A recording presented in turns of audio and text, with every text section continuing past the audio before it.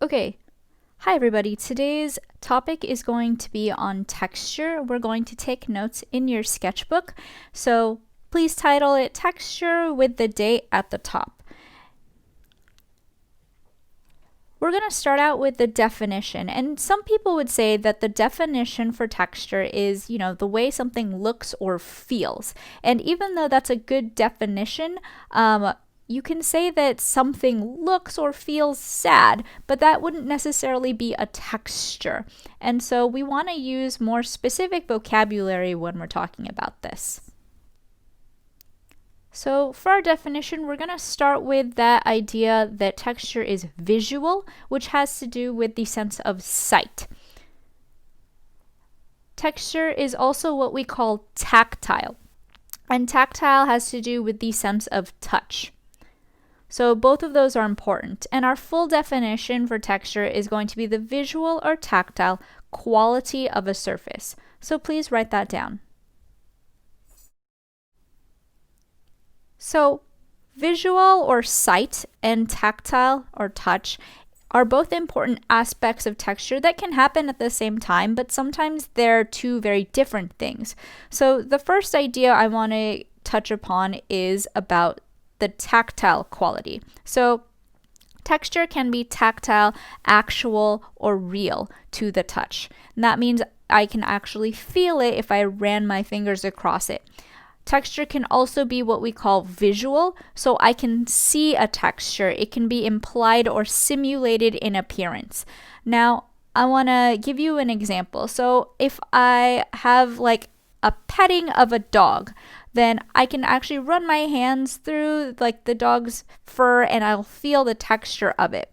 Versus if I have a picture or a photo of a dog, I can still get the sense of what the dog would feel like, but if I ran my hand across it, it wouldn't feel that same way. It would feel like a photo. So texture can be real or tactile, or it can be visual. I can see what it feels like. So when we're doing our drawings, we are simulating textures of things. They aren't actual textures if we run our hands through them. And so we are going to work on simulating the textures of different animals. And today we're going to study 3 types. So fur, feathers, and scales, since those are on a lot of different animals. First thing I'm going to want you to do is actually look up different photos of them. So like I said, the first one is going to be fur. The next one is going to be on feathers, and then the last one is going to be on scales, and you can pick whatever animals that you want to for this. So we're going to start by creating a collection of animals. You might already have animals that you're planning to do that fit under one of the categories of fur, feather, or scales. If not, then go grab some pictures. So this picture of a tortoise is a good example of some scales. And I can actually base it off of this animal as opposed to just like a random picture of the texture. So instead of just like the fur itself, I picked a fox. Instead of just pictures of scales, there's pictures of fish or reptiles. So choose animals that are interesting and where you can see the texture of them really well. I want you to save those, and you're going to add them into that notability file so I can see which animals you base these off of. Now, going back to how to draw these things, I wanted to give you some samples of what not to do. So let's start with the fur.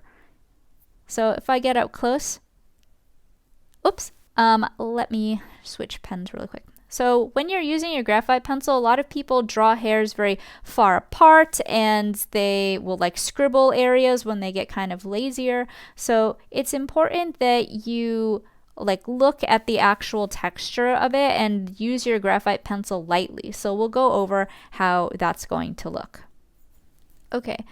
Next, we want to go over the feathers, and with the feathers, a lot of the times I get these cute little like round leaf shapes. They're all very perfect. There's a line down the middle and these diagonal lines. They're all very dark. So again, we want them to look kind of lighter and we want some value to them. So these are, cute ideas of feathers, but we want to be more specific when we're drawing as to what we're looking at. So look at the different textures that are there and the different shapes that each individual feather has. Now when we do the scales, this is my favorite little quick one, is people do these kind of loopy shapes. And just keep layering those on top. So again, these are all bad, very quick examples of what not to do. And instead, I want to show you what more studied examples look like. So if I get close to the fur, you can see there's a lot of value there.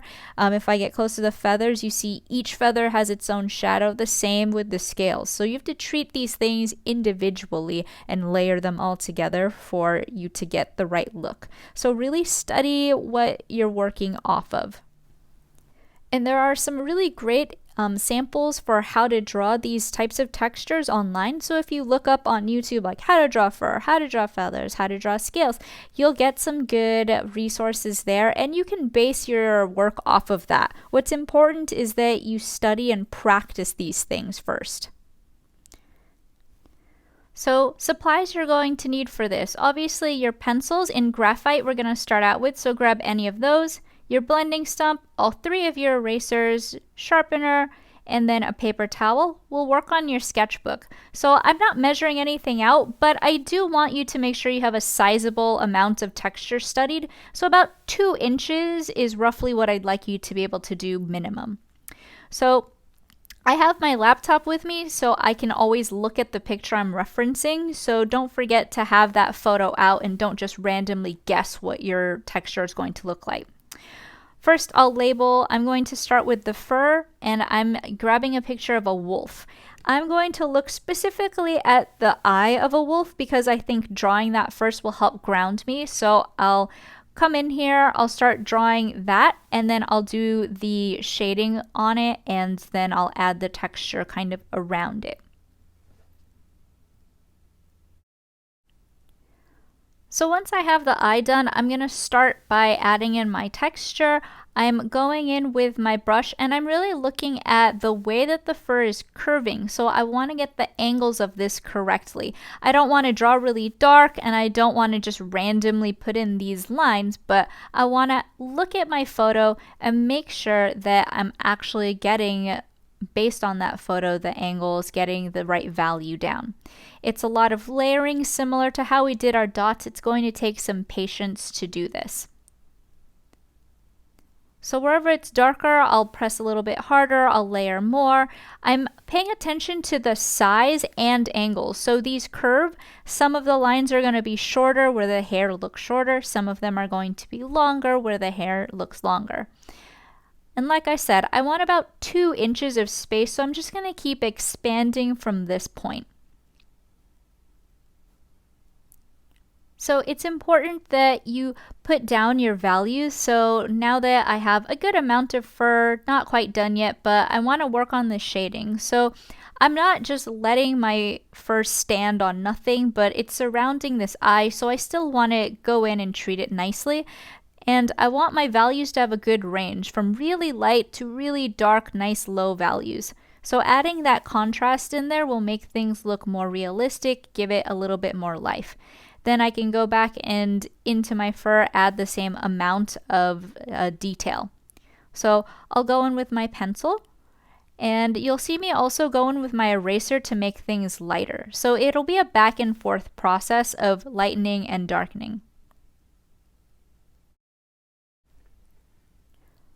Now that I've got more done, I can work on the blending. So I take my blending stump. Sometimes I will take my paper towel and smooth things out a little bit. I'm not trying to blend them all so my texture goes away, but going in with more detail now. So taking my pencil and my eraser to add in those highlights, get in those shadows, and kind of finalize what I'd like this to look like as I back away.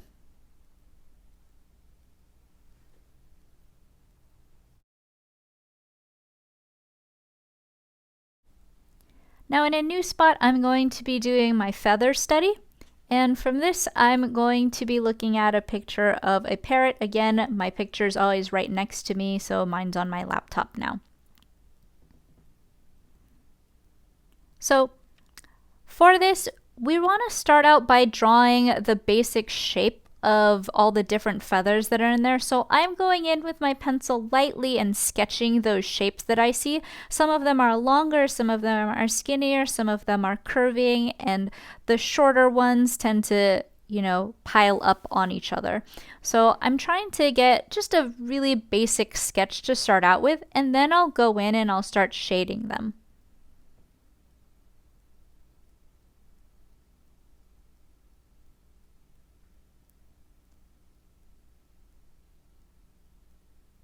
When you're shading, I like to do a slightly darker pencil, not my 6 quite yet, because I don't want to immediately get too dark.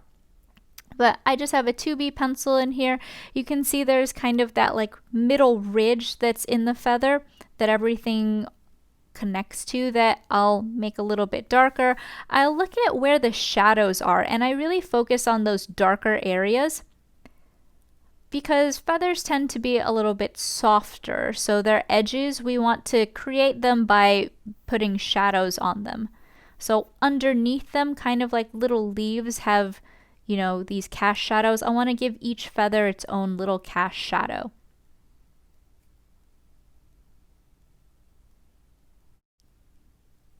So once you have those shadows, it's a good time to take your blending stump and use that to expand your shadows and drag them outwards. I like to go starting from the center or from the shadow and go at an angle down. So look at the way that the individual hairs on the feathers are going. Make those shadows look a little bit smoother. And go in with your pencil. Again, we want to add those super dark values. Those really low ones will help create a lot of contrast. So some areas are going to look nice and light, and then the shadows are going to pop out certain features. So it's a back and forth process of going in with my blending stump, with my pencil, and then sometimes I'll take my eraser to certain parts as well if they get a little bit too dark or I need to clean things up. But feathers should look fairly natural. Again, there's certain areas that pile up. Some feathers are going to be very long, so you want to get the sense that these are almost like fuzzy.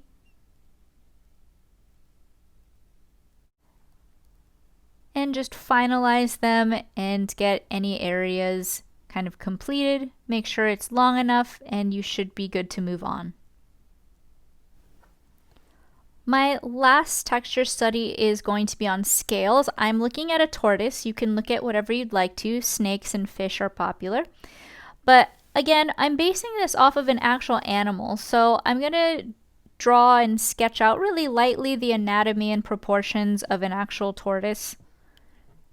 So look at me draw. And then after that, I'll go in with more detail and focus on the actual scales that I see in this guy's leg.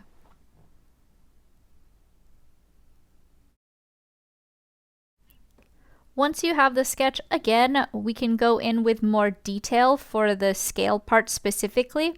Similarly to how we do the feathers on something, we want to treat each scale individually so it gets its own cast shadow, gets its own highlight. That tends to make it pop out a lot more. Scales are going to look different in that they tend to be smoother. They don't have that fuzzy texture that the feathers do. And instead there'll be like a certain amount of shine to them or a certain amount of shadow to them. So I really want to go in and make each scale look individual. If you're not doing something like a snake or a fish where the scales are very similar, then you're going to have to look, and you don't have to get them quite exact. That's the nice thing about doing these animals, is that they don't have to look the exact same, but you should go in and make sure that each one of them gets the proper treatment. So I'm going to be adding shadows to a lot of different parts of this, again, to create that contrast. It'll be kind of all over the place, and then I will go back in with my pencil and my erasers to really make those scales look natural, like they stand out, add all the details of like wrinkles,